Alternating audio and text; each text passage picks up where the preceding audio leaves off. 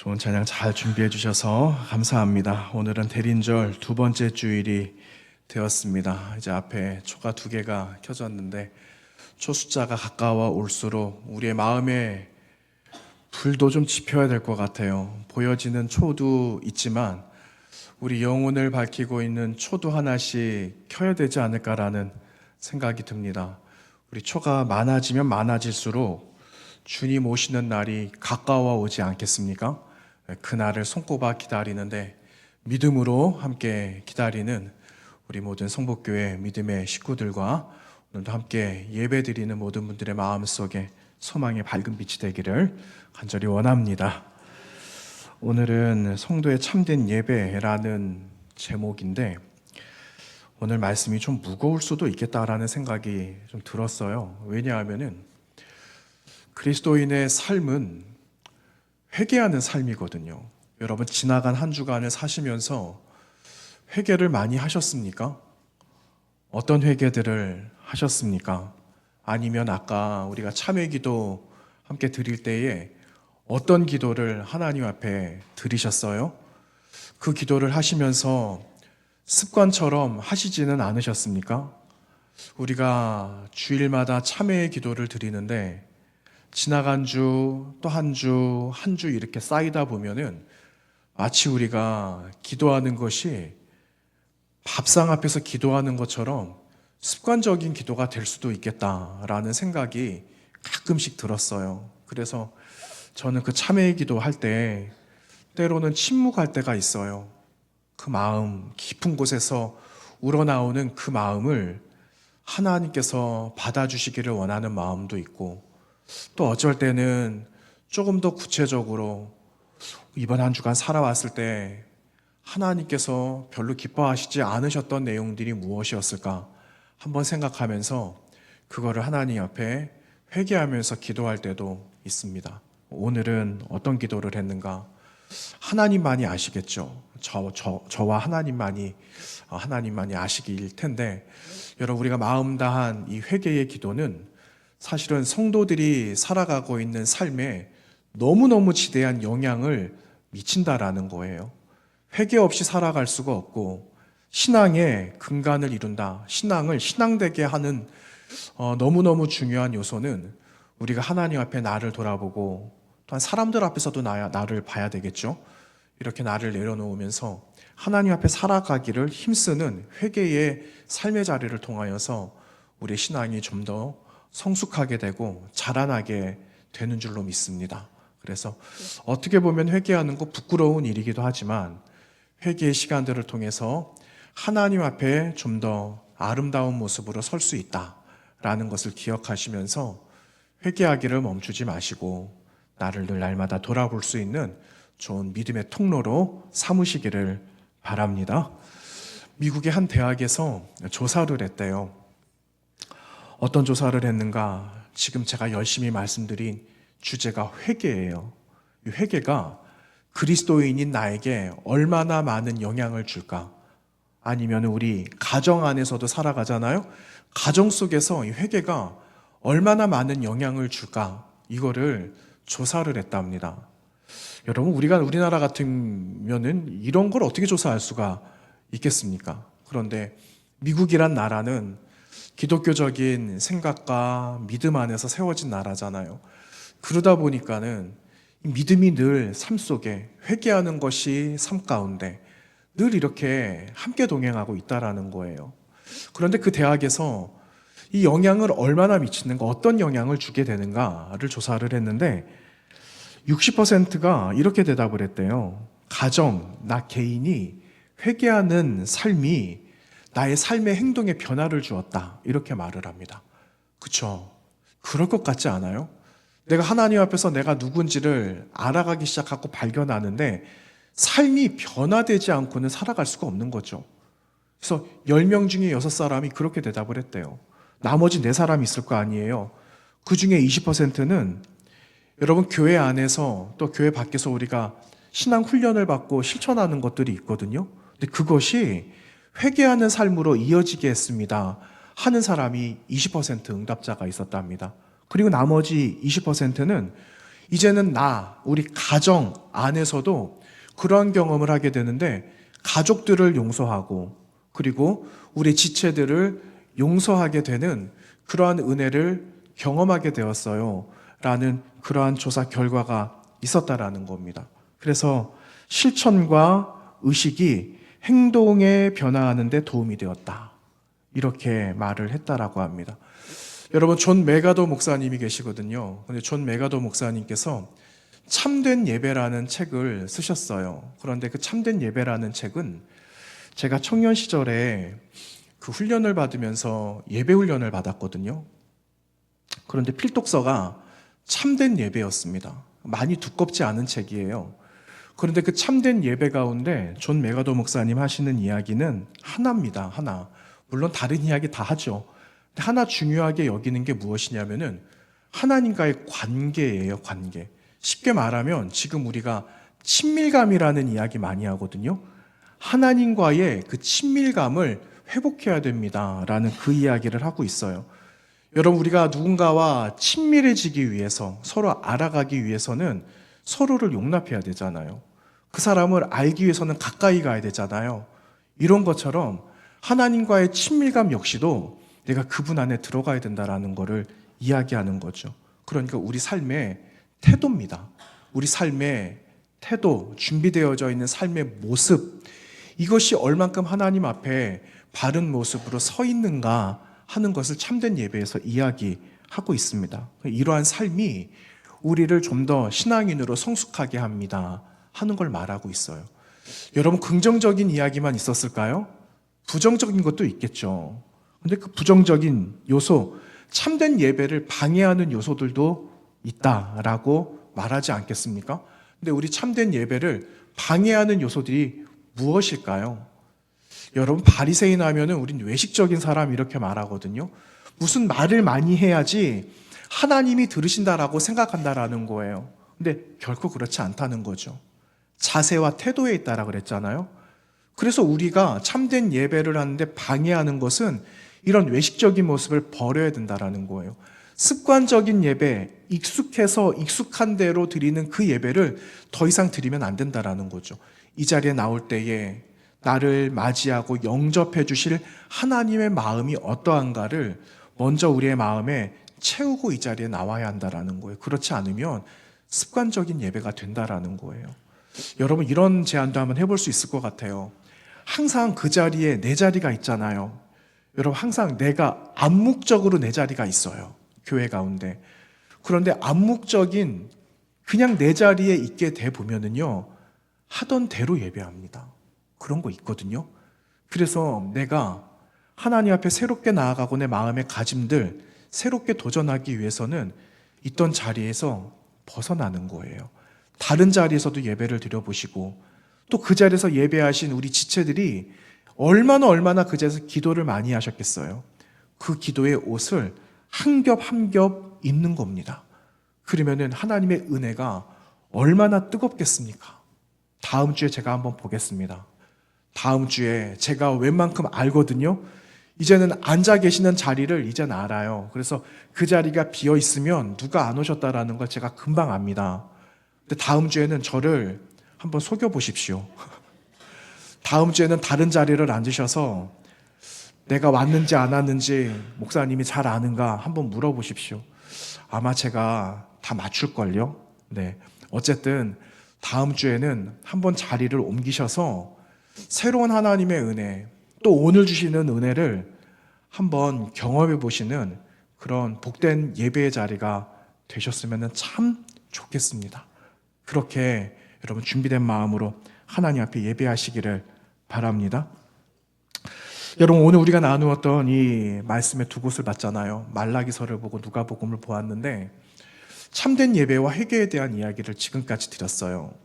그런데 이 말라기 선지자가 선포했던 이 시대는요, 주전 5세기입니다. 주전 5세기. 그러니까 얼마 안 있으면 예수님이 오실 날이 이제 얼마 남지 않았구나라는 것을 숫자적으로 우리는 생각해 볼 수가 있지 않겠어요?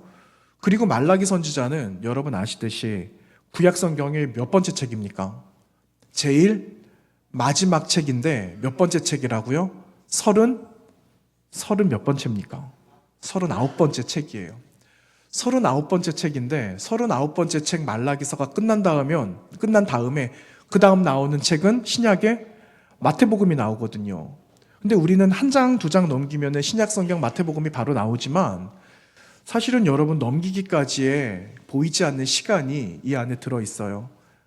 중세 암흑기라고도 이야기를 하는데 하나님의 침묵의 시간이 400년이나 있었거든요. 400년의 시간이 여러분 이 안에 들어져 있습니다. 메시아가 오시기까지. 근데 메시아가 오시기 전에 말라기가 활동했던 주전 5세기에는요. 이 시대가, 이 세계가 어떠한 시대였는가? 그냥 깜깜한 시대였다라고 이야기를 해요. 그래서 말라기 선지자가 하는 말이 있어요. 말라기 선지자가 제대로 하나님을 섬겨야 된다. 너희가 하나님 앞에 드리는 그 예물도 하나님 앞에 기쁘게 드려야 된다. 이런 말도 하거든요. 하나님을 한번 시험해봐라. 여러분 어떻게 하나님을 시험할 수가 있겠어요? 그런데 하나님을 한번 시험해봐라고 말할 만큼 하나님이 너에게 그만큼 복을 주시는지 아니 주시는지를 한번 너가 지켜봐라. 그러니 너의 삶을 다시 한번 청산하고 있어야 할 곳에 바른 믿음을 지키고 바른 하나님의 사람으로 살아가라. 그 이야기를 하고 있는 거예요. 바벨론 갔다가 돌아왔잖아요. 바벨론 갔다가 새로운 성전을 다시 짓기 시작합니다. 52일 만에 성벽을 완성을 하고, 그런데 사람들의 마음에는요, 그때 하나님을 만나고 회개했던 그 마음들은 온데간데 없어져 버렸어요. 그리고 그들의 마음속에 교만이 싹트기 시작했죠. 아, 이제는 살만하다. 아, 이제는 뭔가가 다시 하나님의 약속이 이루어졌고 우리는 그 약속을 받았으니 이제는 마지막까지 남아있는 삶 살아가면 되겠지라고 사람들은 생각을 했다라는 거예요. 그건 너무너무 큰 오산이었다라는 거죠. 여러분 이렇게 이야기를 합니다. 유다 상황, 제사장들과 권력자의 부패와 리더십이 바닥으로 떨어진 시대였다. 가난, 불평등이 만연했던 시대였다라고 이야기를 합니다. 종교 지도자들 하나님의 이름을 남용하고 있었다라는 거죠. 정치 지도자들은 어땠을까요? 이 권력자들은 세상에 존재하고 있는 정의라는 이름을 빌려와서 정의를 정의롭지 못하게 하는 데에 힘썼다라고 이야기를 하고 있어요. 그래서 하나님께서는 말라기 선지자를 내가 보낼 수밖에 없었다. 말라기 선지자의 입술에 하나님의 공의를 심어주시고 약속한 그날이 반드시 이루어질 것이다라는 약속의 말씀을 말라기 선지자에게 주시고 선포하게 하셨다라는 겁니다. 여러분 이렇게 힘들고 어려운 세상 속에서 누가 가장 힘들었을까 하는 겁니다. 여러분 지금도 우리가 살아가는 시대가 엉망입니다. 장로님께서 아까 기도하셨잖아요. 여러분 이미 다 아시는 내용들이잖아요. 그런데 이때 누가 가장 힘들까 하는 겁니다. 우리가 힘들 수 있어요. 여러분이 힘드실 수 있어요. 그런데 가장 힘든 사람은 사회적인 약자예요. 벗어날 수 없고 계속적인 악순환이 반복이 되어지고 헤어나올 수 없는 그러한 상황 가운데 어떻게 살아갈 수 있을까를 늘 울며 탄식하면서 울부짖고 있는 사람들이 또 있다라는 거예요. 여러분 그런 사람들이, 그런 주변에 있는 분들이 하나님이 계실까? 이런 생각하지 않을까라는 생각이 듭니다. 여러분 우리도 가끔가다 그럴 때 있잖아요.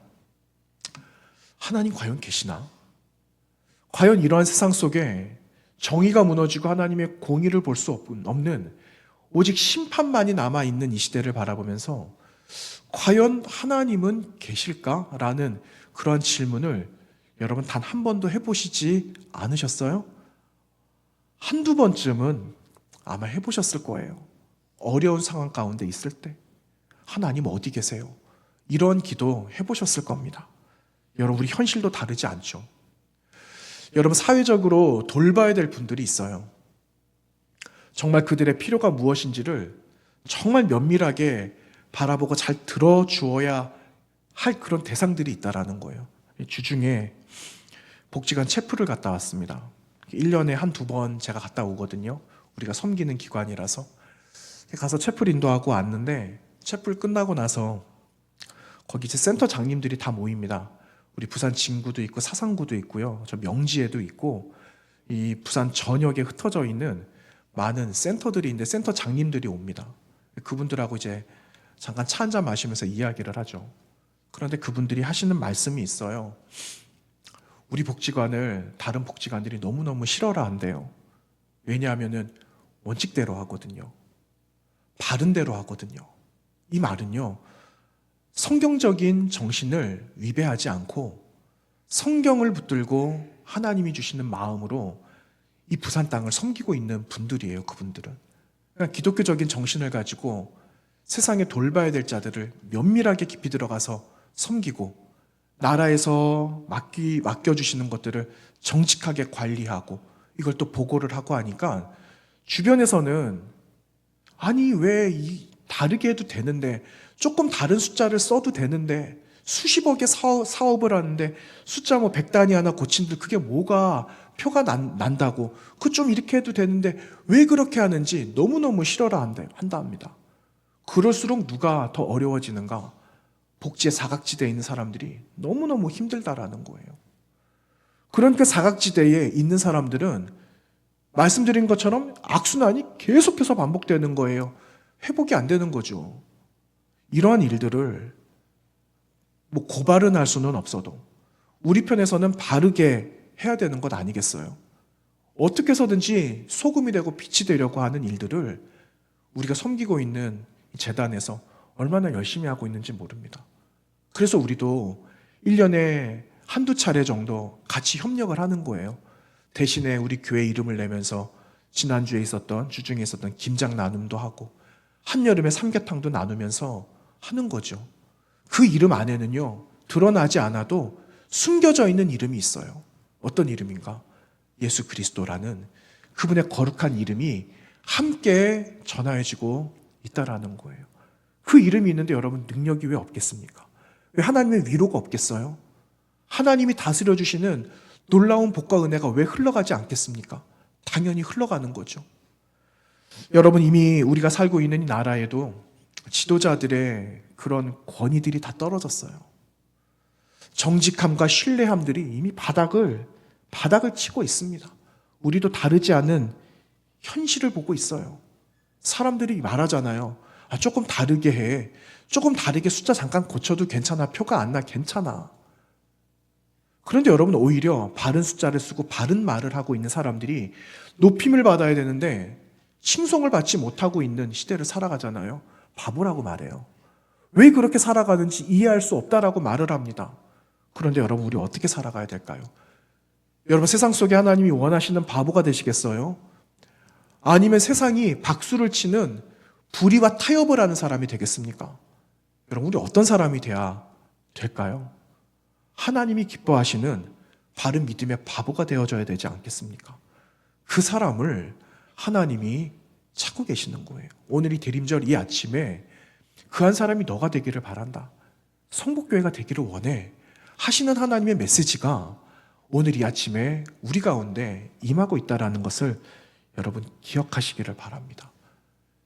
하나님이 어디 계셔? 하나님이 안 계시는 것 같고 내 음성 듣고 계시지 않는 것 같아 라고 말할지 모르겠지만 오늘 말라기 선지자를 통해서 하나님이 하시는 말씀이 여러분 1절 말씀에 기록되고 있어요. 그 1절 말씀 다 같이 한번 읽어볼까요? 뭐라고 말씀합니까?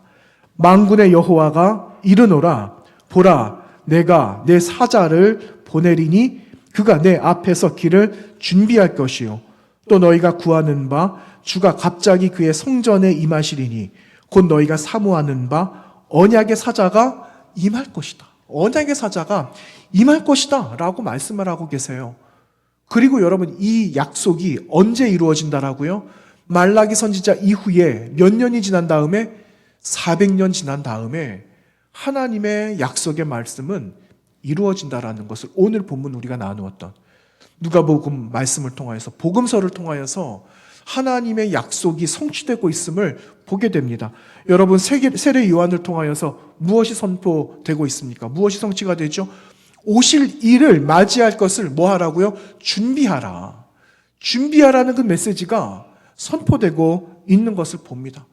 여러분 하나님의 말씀은 반드시 이루어집니다. 400년 이후에 뿐만 아니라 처음에 새초부터 새말까지 그 말씀이 반드시 이루어진다라고 우리에게 성경을 통하여서 분명하게 말씀하고 계세요. 그 말씀은 이루어집니다. 그 말씀은 우리에게 주어져 있는 말씀이에요. 기다리는 거죠. 하나님의 공의를 기다리고 하나님의 정의가 임할 그 약속의 그 날을 위해서 끝까지 기다리는 겁니다. 무엇을 가지고? 믿음을 가지고. 그 믿음을 가지고 나아가면 여러분 우리는 이겨낼 수 있어요. 승리하게 되는 겁니다. 지금 당장 내 눈앞에 펼쳐져 있는 것은 없어도 하나님의 약속이 반드시 이루어지게 됨을 우리는 이후라도 확인하게 될 줄로 믿는 겁니다. 이번 한 주간을 살아가는데 여러분도 마음에 많은 감정들이 많이 교차가 되셨을 것 같아요. 완전 이렇게 높낮이를 많이 그러셨을 것 같아요. 저도 그랬거든요. 근데 우리들만 그랬을까요? 아이들은 전혀 몰랐을까요? 아이들이 다 압니다. 애들이 다 알아요. 우리 다음 세대들이 알아요. 그런데 한편으로 많이 부끄러웠어요. 그 소식을 아이들이 듣고 와가지고 마치 나라가 어떻게 될 것 마냥 놀란 마음으로 와가지고 이야기를 하는데 좀 부끄러웠습니다. 부끄러웠어요. 그렇죠. 부끄러워해야죠. 그래서 하나님의 정의가 공의가 필요한 것 같아요. 잊을만 하면은 잊지 못하도록 하나님의 정의가 우리 가운데, 교회 가운데 우리를 통해서 그 공의는 변함이 없다라는 것을 보여주기 위해서 우리는 부끄러운 삶을 살아가지 않아야 되겠다라는 생각이 들어요. 근데 지난 금요일 날 오신 분들하고 이런 말씀 나누었어요. 새벽에도 말씀 나누었고요. 오늘 저하고 말씀 처음 나누시는 분들도 계시잖아요. 제가 한 3번 이야기 드리는 것 같아요. 제 마음속에 떠나지 않은 하나님의 메시지가 있었어요. 그 메시지가 어떤 말씀이냐면요. 세상에 우리의 생명을 해하는 자들을 두려워하지 말라라는 거예요. 세상에 우리를 찔러서 총으로 쏴서 우리의 육신을 허물어뜨리는 자들을 두려워할 것이 아니라 누구를 두려워할 것인가? 우리의 영혼을 지키시는 분, 우리의 영혼까지 소멸하실 수 있는 그분을 두려워해라 하는 그 말씀이 제 머릿속에 마음속에 계속해서 맴돌고 있었어요. 그래서 이런 일이 일어났는지는 아니겠죠. 그런 건 아니겠죠. 그런데 그런 마음이 제 마음속에 가득가득 맴돌고 있었어요. 근데 그 말씀이 마태복음 10장에 나옵니다. 28절과 29절 말씀에서 이렇게 기록하고 있어요. 몸은 죽여도 영혼은 능히 죽이지 못하는 자들을 두려워하지 말고 오직 몸과 영혼을 능히 지옥에서 멸하실 수 있는 이를 두려워하라. 참새 2마리가 한 아사리온에 팔리지 않느냐? 그러나 너희 아버지께서 허락하지 아니하시면 그 하나도 땅에 떨어지지 아니하리라. 하나님의 절대적인 주권이 그분 안에 있다라는 것을 마태복음 10장을 통하여서 말씀하고 있습니다. 여러분 기억하세요. 하나님의 공의와 정의는 멀리 있지 않습니다. 하나님의 공의와 정의는 여러분 지금 붙잡고 계시는 하나님의 말씀 속에 있어요. 하나님의 정의와 공의는 반드시 이루어집니다. 누구를 통하여서 이루어질까요? 이 땅에 세워져 있는 교회들을 통해서. 이 땅에 세워진 여러분을 통하여서 하나님의 공의가 반드시 세상 속에 보여질 그 날이 옵니다. 그래서 그 공의를, 정의를 실현하면서 살아가야 되는 거예요. 그러기 위해서 외로운 싸움을 해야 되겠죠. 여러분 중국의 문호인 루신이라는 사람이 있어요. 그 사람이 무슨 말을 했는가? 처음부터 길이 없었답니다. 여러분 지금 우리가 걸어가고 있는 이 모든 땅들의 길들은 누가 만들었을까요? 처음 걸은 사람이 있다라는 거예요. 처음에 길은 만들어지지 않고 그냥 통째로 하나였어요. 근데 그 길은 어떻게 만들어졌는가? 사람이 가기 시작할 때부터 길이 만들어졌다. 그리고 그 길이 어느 한 사람의 흔적이 있었기 때문에 그 흔적을 밟는 사람들이 또 있지 않겠습니까? 밟는 흔적들이 쌓이고 굳어지고 딱딱해지고 그래서 무엇이 생겼는가? 그래서 길이 생긴 거예요. 여러분 그 길을 우리가 만들어 가야 되는 사람입니다. 세상에 만들어져 있는 길이 있고 만들어져 있는 길을 익숙하게 지나가는 사람들이 있지만 이 땅의 교회와 저와 여러분은 이 땅에 만들어지지 않은 하나님의 공의와 정의를 만들어가는 길을 만드는 사람이다라는 것을 기억하시기를 바랍니다. 여러분, 길 만드는 사람이에요. 무엇을 가지고 길을 만들까요? 하나님의 말씀이에요. 하나님의 말씀으로 그 길을 만드는 겁니다. 여러분, 사람들이 알아주겠습니까? 사람들이 잘한다라고 박수 쳐주겠어요? 야, 여기에 길이 나네. 여러분, 우리 단감동에 길이 많이 났어요. 분명히 거기에는 집이 있었거든요. 벽으로 가로막고 있었거든요. 운전해서 가다 보면은 꺾어가지고 들어가고 싶을 만큼 그런 길들이 많이 생겼어요. 사람들 뭐라고 말했을까요? 야, 편하다, 편리하다. 야, 이렇게 가면 빨리 가겠네. 그런데 여러분, 우리가 말씀으로 만드는 그 길을 사람들이 좋아할까요? 박수치면서 환호할까요? 그렇지 않은 외로움의 싸움을 여러분은 싸우셔야 될 겁니다. 그런데 그게 우리에게 사명이라는 거예요. 여러분에게 주신 사명이라는 것을 여러분 기억하세요. 근데 헛되지 않습니다. 그 길은 결코 헛되지 않습니다. 누군가가 그 길을 걸어갈 거기 때문에. 그래서 그 길을 우리는 갈고 닦고 자꾸 만들어가는 겁니다. 18세기면은 여러분 산업혁명이 일어날 때였거든요. 영국의 산업혁명이 18세기 일어났는데, 산업혁명이 일어났다. 그러면 여러분 어떤 기대가 드세요? 4차 산업혁명 시대, 뭐 이런 말 들어보셨잖아요. 세상이 마치 천지개벽할 것처럼 얼마나 많이 이야기들을 많이 했어요. 그리고 AI가 요즘 많이 쓰잖아요. 요즘 AI를 안 쓰면은 바보가 된대요. 그런 유튜버들도 있더라고요. 아직 잘 모르겠습니다. 잘 사용할 줄도 모르고 어떻게 쓰는 줄도 잘 모르겠어요.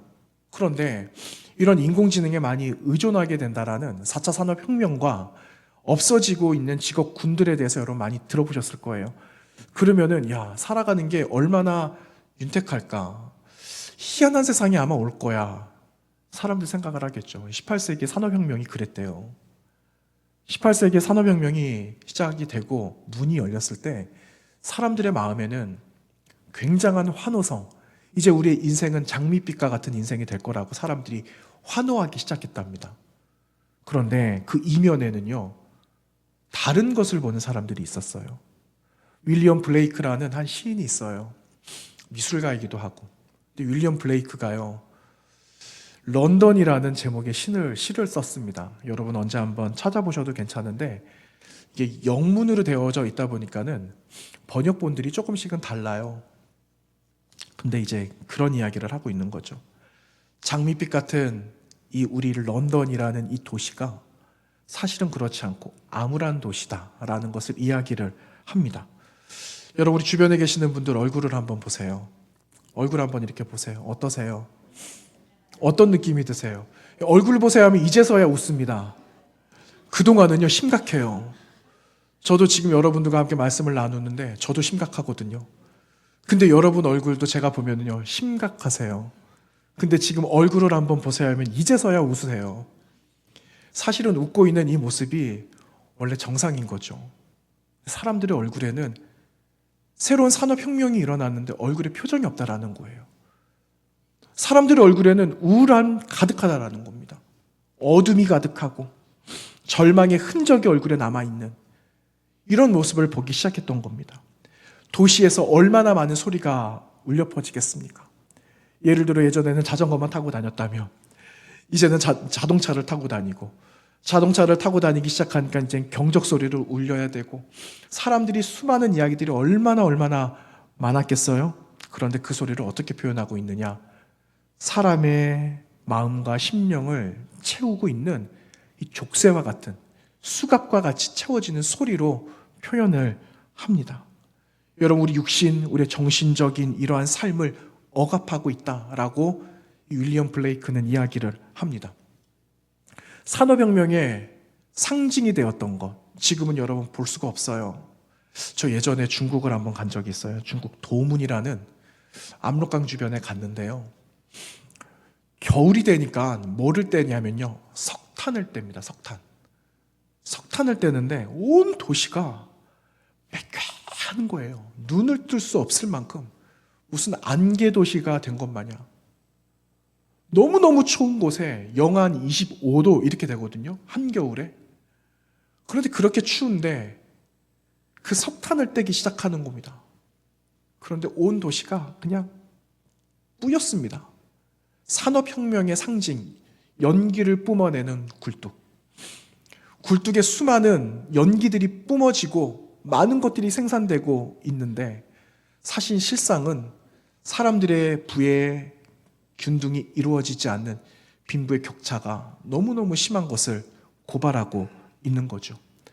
여러분, 그 뿜어져 나오고 있는 그 연기, 시커먼 그 연기들을 뿜어내고 있는 그 굴뚝을 사람들이 청소해야 되지 않겠어요? 저 옛날에 그거 본 것 같아요. 여러분, 그 동네마다 목욕탕 있었잖아요. 요즘은 찜질방 있고 해가지고 막 가지만은 동네마다 목욕탕 있을 때 목욕탕에 무엇이 있습니까? 굴뚝 있잖아요. 여기 밑에도 아마 굴뚝 있을걸요. 근데 가까이 있는 집에는요, 굴뚝에서 뗀 연기, 먼지가 마당에 얼마나 새카맣게 가라앉는지 모릅니다. 그거 아시잖아요. 그래서 그 굴뚝을 청소하는 거예요. 높은 수십 미터 되는 굴뚝을 타고 안에 들어가서 청소를 하는 사람들을 보셨을 거예요. 저도 봤습니다, 어린 시절에. 근데 이 굴뚝 청소를 누가 할까 하는 거예요. 여러분, 이때 굴뚝 청소를요, 어린아이들이 했대요. 어린아이들이.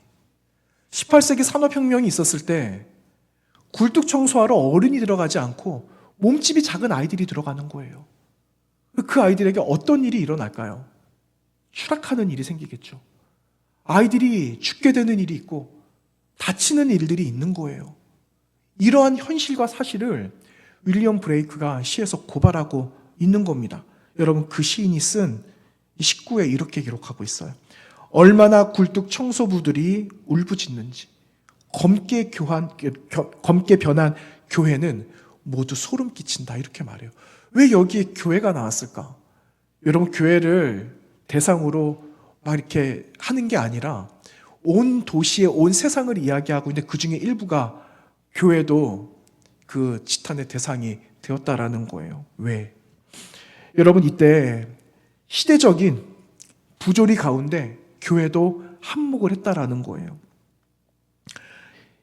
이 모든 어려움 속에 생겨나고 있는 보상받는 일들, 노동력을 착취하고 있는 일들 가운데 교회도 한몫을 했기 때문에 이러한 사실을 규탄하면서 이야기를 하고 있다라는 거예요.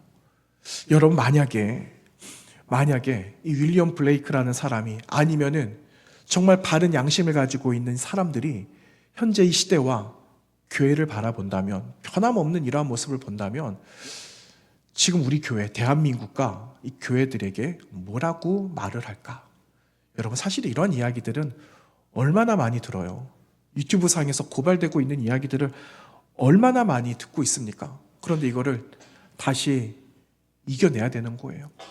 이러한 이면에 있는 모습들을 지워내고 다시 쇄신할 수 있어야 되는 거죠.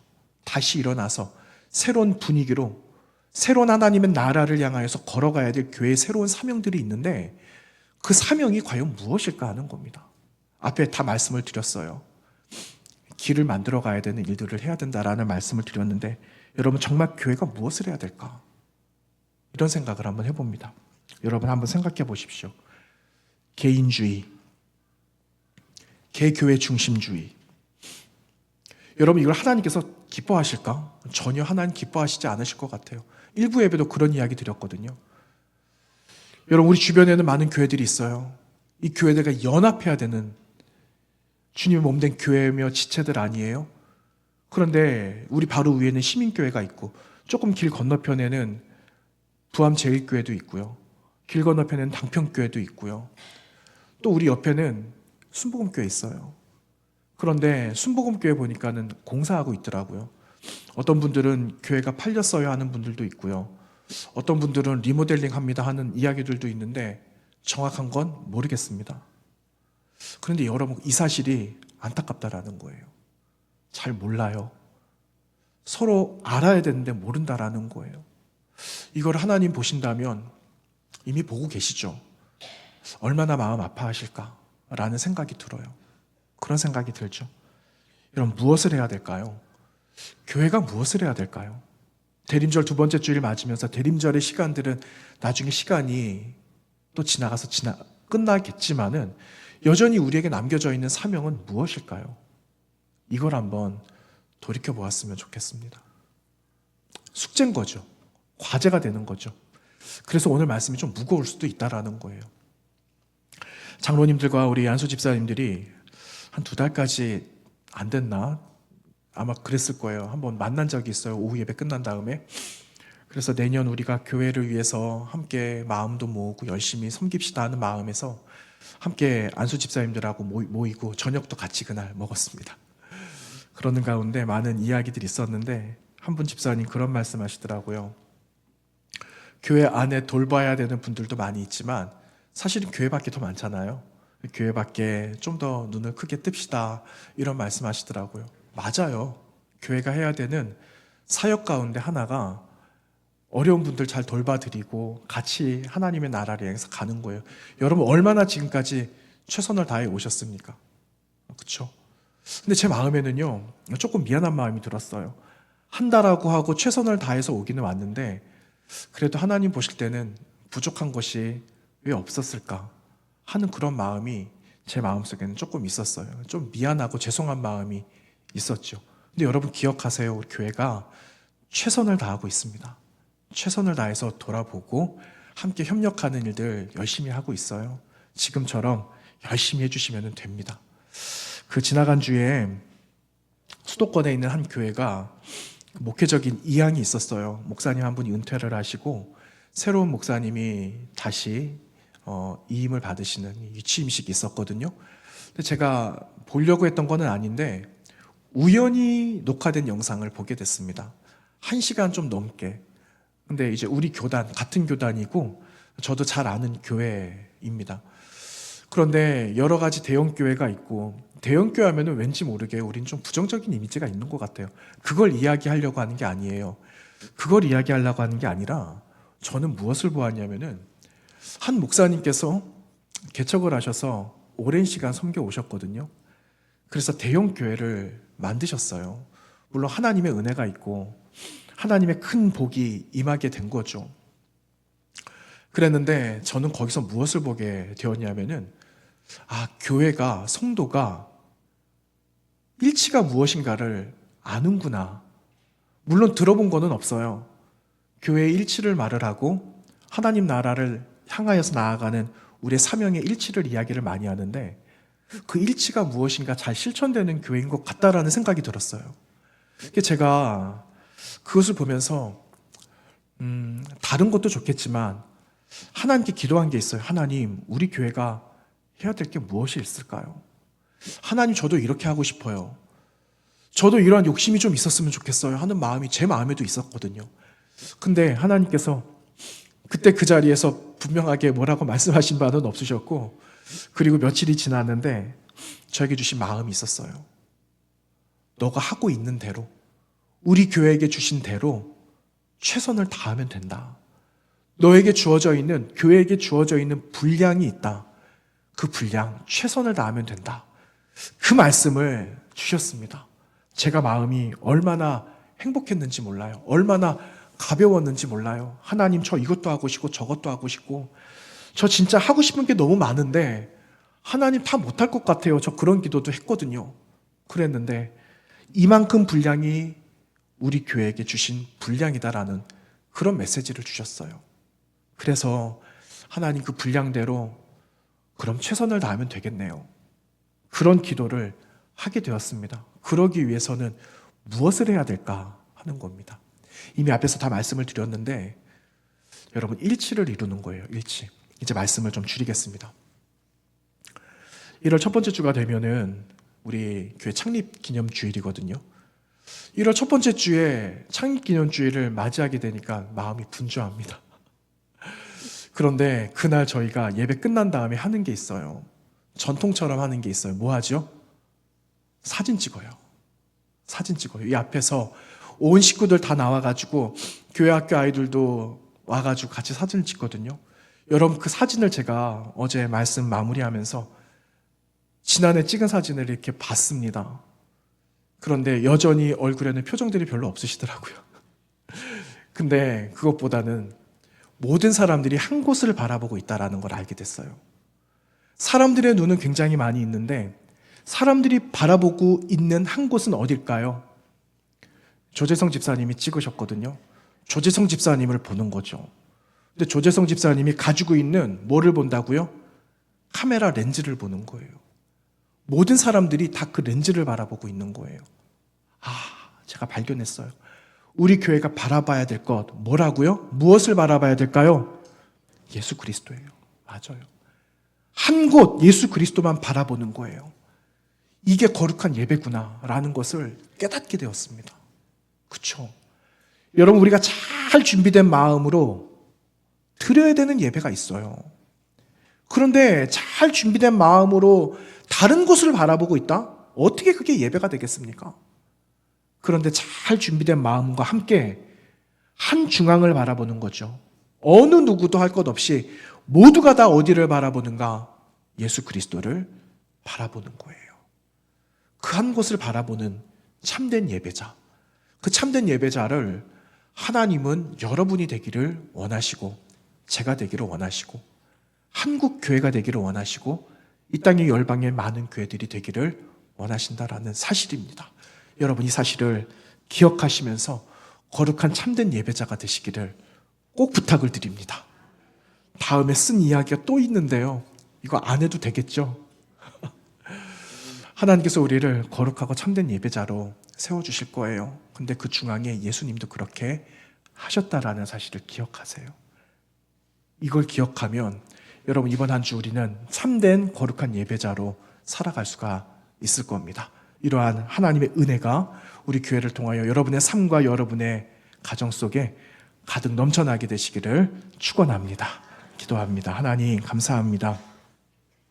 지금도 찾으시는 한 사람의 거룩한 예배자를 하나님은 기다리고 계십니다. 그 하나의 참된 예배자가 우리 교회가 되게 하여 주시고, 이 땅에 있는 많은 교회들이 되게 하여 주시고, 우리 성도들의 삶이 되도록 인도하여 주시옵소서.